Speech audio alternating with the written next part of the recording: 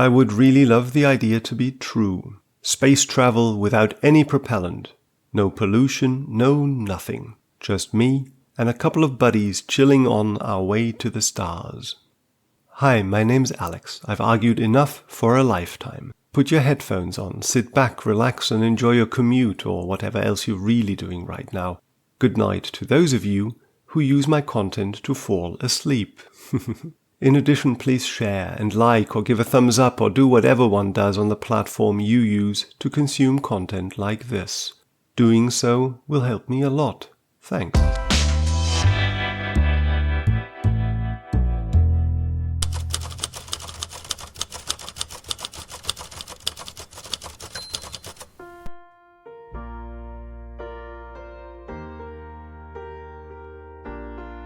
Which idea I'd like to be true? Well, you've survived the dreaded first half minute of such a piece, so here, let me tell you, it's the idea of an M drive. The abbreviation is quite disappointing, to be honest. E and M stand for electromagnetic. Then, of course, we're talking about a whole family of engines or a whole family of ideas for engines, which all have one thing in common. They try to lift themselves and their spacecraft out of the proverbial swamp by their own proverbial hair, using rather less proverbial electromagnetic waves. Now, this is not going to be a hit piece as such. On the contrary, I want to talk about human ingenuity and stubbornness, which has given us people like James Clerk Maxwell and his wooden contraptions, and Einstein. If there ever was a person telling the rest of the world to go itself while showing them all that he was more than a postman, then it is this Nazi-surviving Jew and his physics. Go read about his life and be amazed for all the wrong and all the right reasons at the same time. M-drivers are ingenious, inventive, creative, and stubborn. So, no, I really don't mean for this to be a hit piece, yet it will sound like that to some of you. Because at the end of the day, one can't get past the fact that if this family of engines worked, you should be able to lift yourself off the ground by your own hair too. I will have to mention that a couple of times. Please don't kill me for doing so, and I think it'll be a good idea to just get it all out of the way first. How is this supposed to work? Bounce microwaves around a cavity with differently sized walls on each end. There's something called radiation pressure on those walls, which would also be differently sized in quite a straightforward manner. Different pressures on each wall equals a net force in one direction. In a tug of war, one side's going to win, and that's where the rope is going to move. That's it. That's the premise. Now, there is no one official design or anything, but the idea itself already violates the laws of physics, as they say. Think about a room. You're in it, and you keep pushing at one of the walls. What will happen? The wall will break if you're strong enough, okay, but we're not talking porta potties made out of paper. Nothing will happen. That's true for most rooms. But if you imagine being suspended in the air somehow and you pushed at the walls, then, I mean, if I'm in an elevator and begin jumping, then I might make the whole box move in slightly spooky ways, right? So I can move a room, a box, a spaceship from inside it, right? Well, maybe, but here's the question. Could you make that elevator reach its destination faster by hopping around in it? Certainly, if your destination is the lowest floor and you were heavy enough to break the cord and the safety line and the other safety line and... No, stop. The answer's no. You can incite an oscillation in the elevator's movement. You can influence the stress on the different chords, but you cannot make the elevator reach its destination quicker or slower by being inside it, dancing around like a crazy ape.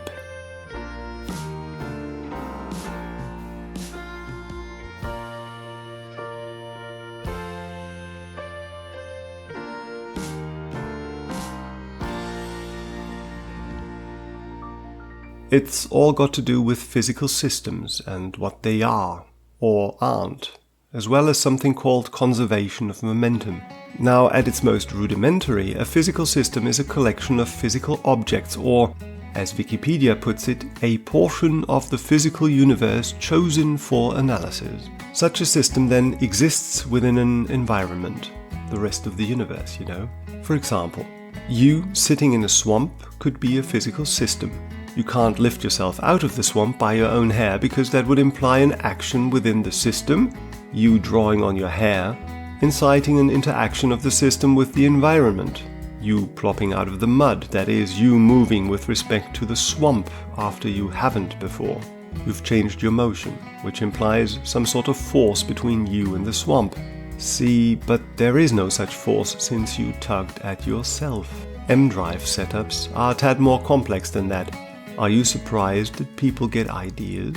I'm certainly not. And, there are experiments out there showing some sort of M-drive effect. Looked at in isolation, for example in a, yes, peer-reviewed and published article such as the one linked to in the description, you may stop and think about it all in earnest. As you should. I mean, that's the whole point of the peer review process around this sort of article. Deliver your script, then have peers make a judgment on whether what you report does give pause and should be looked at more. However, please note that this does not entail that any of those peers, usually 2 or 3, think that you are right. They merely recommend the respective journal to put the stuff out there, to be shredded or confirmed or forgotten, whatever. Peer review is a quality test, but not of the actual science, just the application of the method. Is this done seriously? Yes, well then put it out there. So here's the title of that paper I linked to. Measurement of impulsive thrust from a closed radio frequency cavity in vacuum.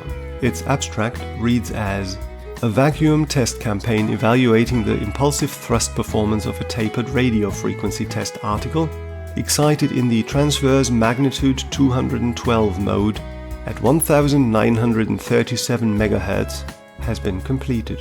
The test campaign consisted of a forward thrust phase and a reverse thrust phase at less than 8 × 10⁻⁶ torr vacuum with power scans at 40, 60 and 80 watts. The test campaign included a null thrust test effort to identify any mundane sources of impulsive thrust. However, none were identified. Thrust data from forward, reverse and null suggested that the system was consistently performing with a thrust-to-power ratio of 1.2 ± 0.1 millinewton per kilowatt.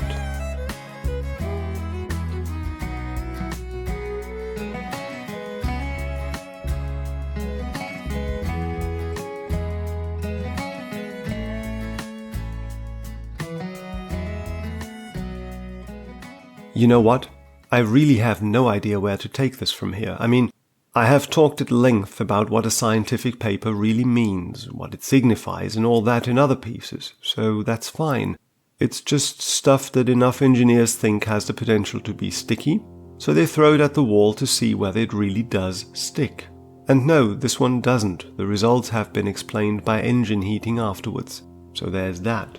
No, this is tricky to talk about, because I really don't want to discourage the whole thing. Perhaps we can start with history, like real history, not the history of the thing or anything. And if there's one thing that is for certain in science and tech history, it is this. Weird ideas lead to something, right? That's the point, right? Like a lot of them. Well, by far the most of them never lead to anything more than being weird ideas, but who's to say what'll work until you dare to have the idea out in the open, ready to be shredded by naysayers, right? I mean it. Just look at many of the Hellenics and the way they thought about things. Let me quote that other piece on maths and imagination, where I told you in depth about them. What is beautiful has to be true, quote unquote. You take that thought as a baseline and explain the whole universe as you know it. That's what Ptolemy of Alexandria did. Poetic, right?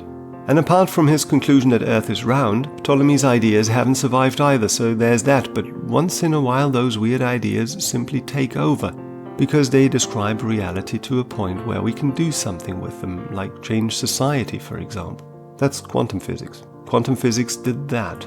I'm not going to repeat what I told you in the piece on how to find inspiration in science and technology, at least not much of it, but yes, quantum physics is about as weird as it gets. It is a testament to how well science as a method works, because quantum stuff consists of things we don't understand, but gives us a way to apply it to our daily lives. Mobile phones, modern lamps, X-ray images at the doctors, everything is quantum physics. There are stories connected to Ptolemy and quantum physics, stories of ridicule, stories of being put in one's place by more experienced scientists. There are also stories of privateers like James Clerk Maxwell, whose experiments with wooden contraptions were equally ludicrous and helpful for him to understand the connections between the works of Ampere, Gauss, and, well, those two mostly, to put together what we call Maxwell's equations today. So why not go against the stream and make an M drive? I mean, that's how it all works, right? You have a weird idea, you're allowed to have that weird idea, and then you take it from there. Yes and no. Of course you're right about being allowed, nay, encouraged to have ideas actually, but taking it from there, quote-unquote, usually, as in 999 out of 1,000 times, include being proven wrong. And whereas nobody was able to prove Maxwell wrong about the results of his playing around with wood when thinking about electricity, people have proven the different M drives wrong, more than once in most cases. Still, here we are in the 2020s, and we know that the Chinese, for example, have experiments on their space station, or plan to have them, which can be related to the M drive concept. Why?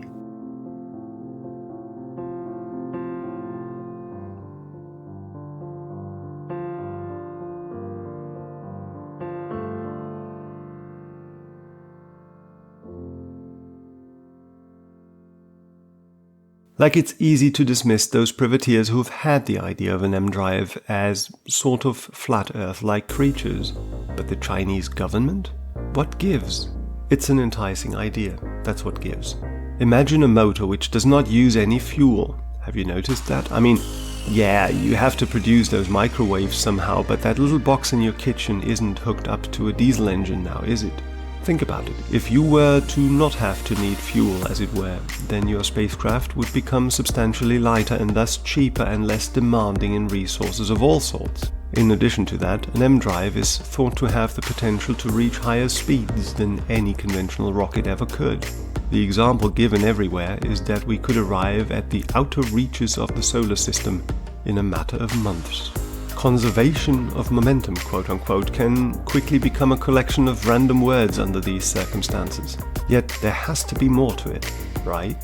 It's one thing to go through the adult equivalent of sitting in your parents' basement dreaming of becoming rock stars without ever really practicing even a couple of minutes of any instrument. But how many teenagers ever stood up and yelled at the world that they would become rock stars? Quite many actually, come to think of it. But how many simply kept yelling and yelling into and through adulthood? No, at one point you understand, and you accept. Why is it so difficult for the involved engineers as well as the journalists to understand and accept? I don't know, but maybe it's because you can build not just a house of cards, but a whole village made of houses of cards around the M drives. Now, I won't build that village for and with you, because again, the ideas of M drive engineers have been proven wrong again and again. But let me give you an inkling of what I mean by that simile. See, there's another hypothetical effect which would fit rather nicely to support the thinking of an M drive engineer, the Unruh effect. The Unruh effect is, and I quote Wikipedia, the prediction that an accelerating observer will observe blackbody radiation where an inertial observer would observe none. In other words, the background appears to be warm, from an accelerating reference frame. The existence of Unruh radiation is not universally accepted. Some claim that it has already been observed, while others claim that it is not emitted at all, while the skeptics accept that an accelerating object thermalizes at the Unruh temperature. They do not believe that this leads to the emission of photons, arguing that the emission and absorption rates of the accelerating particle are balanced. But here's the thing, there are feelings involved in this, seemingly. From the outside it feels a little bit like a Bigfoot conversation. You can't prove anything of substance, but you have invested time and other resources in your, let's face it, well thought out opinion. Say what?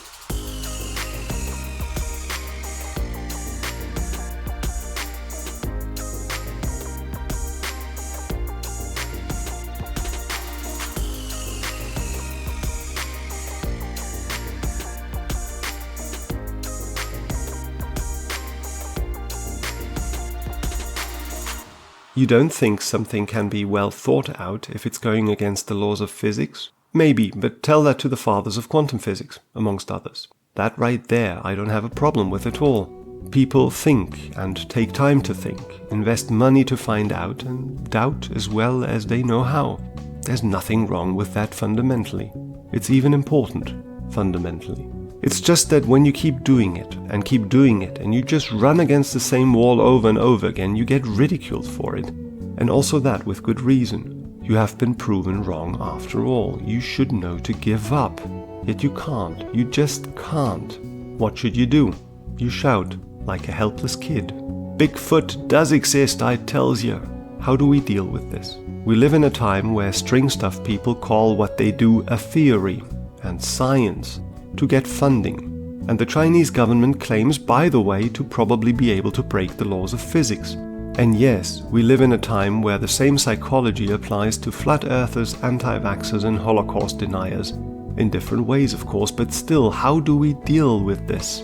It's a big societal question to which I don't have an answer. I can just tell you what I think with respect to the M drives. I would really love the fundamental idea to be true. I'd love to be able to say the idea is sound, that it doesn't break any physics after all, that we simply haven't found a good way to make it happen yet. I mean, can you imagine how it would be like to cruise along in a starship powered by one of those things? Star Trek, here we come. Well, not quite in the same way, but still, we'd warp space-time and off we'd go. I would utterly love to be able to say that there is some aspect of physics out there which we haven't discovered yet, for example. Recreating that feel of the early 1900s when it slowly crept into even the most hard-nosed of quantum physics deniers that no, we don't quite know everything. If you haven't already picked up on it, that is what a lot of physicists at the time thought, Einstein and Gauss and all those guys notwithstanding. I would love to, but I can't. I can't say these things. The only thing I can do is dream.